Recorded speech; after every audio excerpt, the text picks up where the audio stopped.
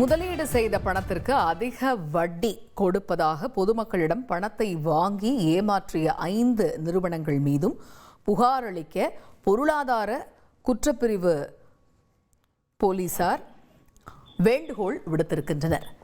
இது குறித்த முழு விவரங்களை அறிவோம். செய்தியாளர் கார்த்திக் இணைகிறார். கூடுதல் தகவல்கள் என்ன கார்த்திக், விவரிங்க. வணக்கம். கோவையில் பல்வேறு பகுதிகளில் 5 நிறுவனங்கள் பொதுமக்களிடம் முதலீடு செய்யக்கூடிய பணத்திற்கு மாதம் அதிக வட்டி கொடுப்பதாக ஏமாற்றியதாக குற்றச்சாட்டுகள் பெறப்பட்டிருக்கு. அதன் அடிப்படையில் விசாரணை நடத்துவதற்கு பாதிக்கப்பட்ட மக்கள் அசல் ஆவணங்களுடன் கோவை மாநகர காவல் ஆணைய அலுவலகத்தில் இருக்கக்கூடிய பொருளாதார குற்றப்பிரிவு அலுவலகத்துல புகார் கொடுக்க வேண்டும் என வேண்டுகோள் இருக்காங்க.